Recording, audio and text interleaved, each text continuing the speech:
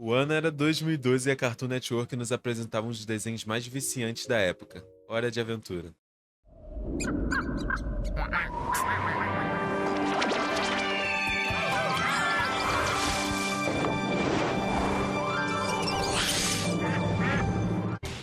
O desenho que no início parecia ser puro nonsense, com personagens esquisitos, histórias aleatórias e piadinhas bobinhas de quinta série, no final se mostrou ser algo muito mais profundo, com mensagens emocionais que mexiam de verdade com quem assistia.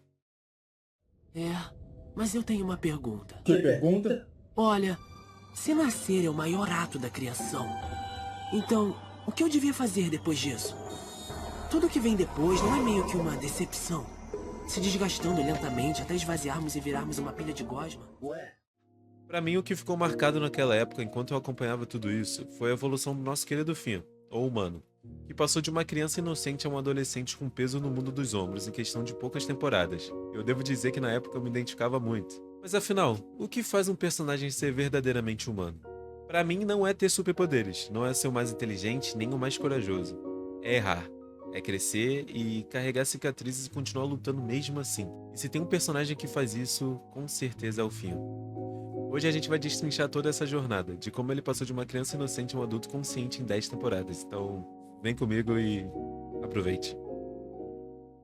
Ian começa como um arquétipo clássico, um menino puro de coração, cheio de energia que só quer fazer o bem. Ele não questiona, só age. A inocência dele não é burrice, é uma espécie de fé inabalável no mundo. O mal é mal e o bem é bem. E ele tá aqui pra combater o mal. É simples assim. Mas o show já planta as primeiras sementes de complexidade. Finn tem medos reais, como no episódio Oceanos de Medo, da primeira temporada, onde o Finn tenta superar o medo do oceano. Ou no episódio Susana Forte, da segunda, onde descobrimos um vazio na vida de Finn, que é o fardo de ser o único humano no mundo de criaturas mágicas. Esses pontos já vão criando uma certa identificação com nós mesmos. Afinal, o programa faz questão de lembrar que o Finn é apenas uma criança descobrindo o mundo. Um mundo mágico, com criaturas mutantes, mas, mesmo assim, o seu mundo.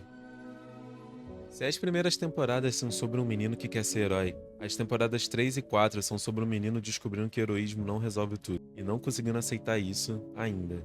A virada é sutil no começo, o Finn continua fazendo missões, continua salvando pessoas, continua sendo o mesmo garoto de coração puro, mas o mundo ao redor começa a oferecer situações que seu código moral simples não consegue processar, e em vez de parar para refletir, o Finn acelera, faz mais, age mais rápido, como se a velocidade pudesse afastar a dúvida. Esse é um padrão psicológico muito real. Quando algo nos perturba internamente, a gente se joga em atividades externas. O fim das temporadas 3 e 4 é um adolescente em fuga, e a fuga tem um disfarce perfeito de heroísmo. Mas é aqui que começa a virada de chave da série. O Finn se apaixona pela princesa Jujuba e é rejeitado. Esse momento é crucial, porque é a primeira vez que ele enfrenta algo que o heroísmo não resolve. Afinal, lutar com espadas não pode resolver um coração partido. Você pode salvar o mundo, mas não pode fazer alguém se apaixonar por você. E qual é a resposta dele? Ele tenta compensar com mais heroísmo, faz mais missões, ajuda mais pessoas, corre mais risco. É o padrão de muitos adolescentes reais. Quando algo dói emocionalmente, a gente se joga em ação sem nem pensar duas vezes. É aí que a chegada da Princesa de Fogo na quarta temporada é uma das adições mais inteligentes da série, porque ela subverte completamente o que o espectador esperava de um interesse romântico do Finn. Ela não é uma donzela em perigo, ela é instável, poderosa, perigosa, e o Finn se apaixona exatamente por isso. Tem uma atração pelo caos que ela representa, algo que o mundo ordenado de missões não oferece. Talvez até uma grande aventura para ele.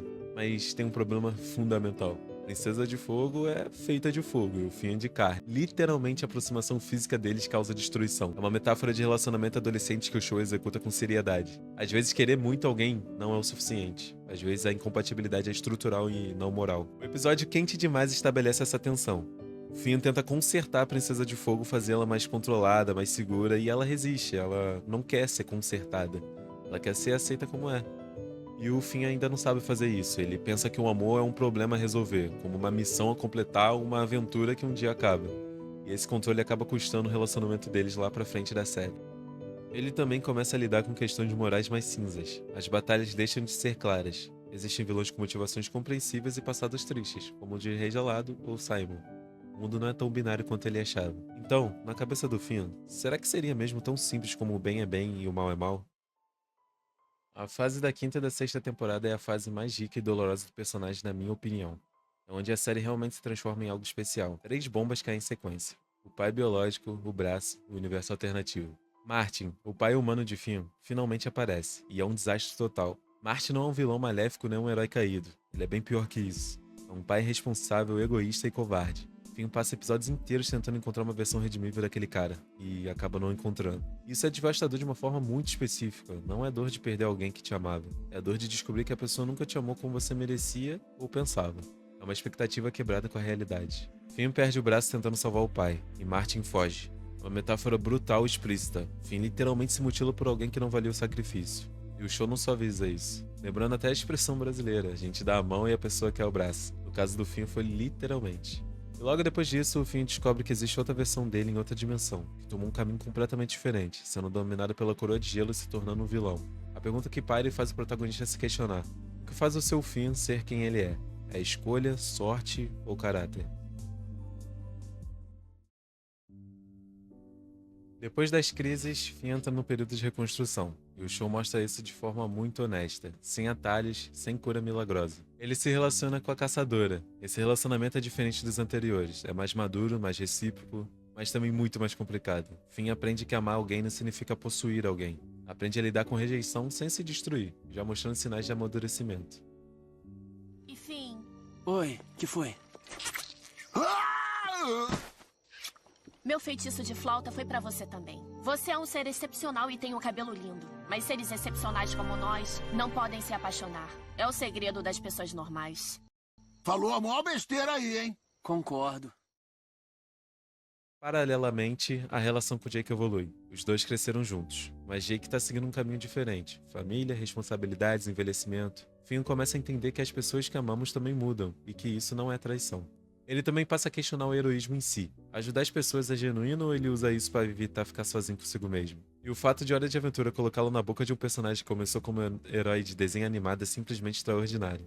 Essa fase representa o processo real de reconstrução emocional. Lento, cheio de recaídas, mas genuíno. No fim não tá curado, ele tá aprendendo com os erros e isso já é alguma coisa. No arco final, Finn chega a algo raro em personagens de animação. Aceitação sem resignação. Ele aceita que o pai nunca vai mudar. Aceita que ele não pode salvar todo mundo. Aceita que crescer significa perder coisas. Aceita que ser humano num mundo cheio de seres mágicos imortais significa ter um tempo limitado e que isso dá peso e valor a cada escolha. O episódio final e o especial de Hora de Aventura, Fiona e Cake, expandem ainda mais isso, mostrando um Finn adulto. Alguém que não perdeu a bondade, mas que carrega de forma diferente. Mais cansada, mais consciente, mais real. E se vocês quiserem, eu posso trazer um vídeo sobre. Tem bastante conteúdo naquele especial. Então, se quiser, só dizer nos comentários. Durante toda a série, Finn, ou humano, era um título descritivo. Ele era literalmente o único humano de Wu. Mas, ao longo de 10 temporadas, esse título ganhou um segundo significado. Finn é um personagem mais humano porque ele errou, se machucou, amou pessoas erradas, decepcionou quem confiava nele, se perdeu e se encontrou várias vezes. Porque ele carregou traumas sem deixar que eles o definissem completamente. Porque ele escolheu ser bom, mesmo quando não tinha motivos para não ser. No mundo de princesas mágicas, vampiras, rainhas e feiticeiros, Finn é o mais humano de todos. Não apesar das suas fraquezas, mas por causa delas. Olha, eu não sei vocês, mas eu vivi muitos momentos felizes assistindo Hora de Aventura. E o que sempre fez esse desenho parecer tão pessoal pra mim é que a gente cresceu junto com o protagonista, literalmente. O Finn começa a série com 12 anos e, ao longo da jornada, vai amadurecendo até chegar aos 16, enquanto nós também mudávamos do outro lado da tela.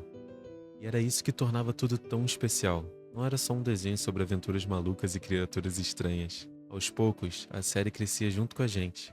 Os traços mudavam, o clima mudava, e aquelas histórias aparentemente simples começavam a carregar mensagens muito mais profundas, mais humanas, mais reais. Finn deixava de ser um garoto aventureiro. Ele errava, sofria, amadurecia, exatamente como qualquer um de nós. E talvez seja por isso que tanta gente guarda esse desenho no coração até hoje, como uma das maiores obras da Cartoon Network. Porque a gente aprendia com ele, sofria quando ele sofria, se levantava quando ele se levantava e, acima de tudo, errava junto com ele, porque no fim, assim como o Finn, nós também somos humanos.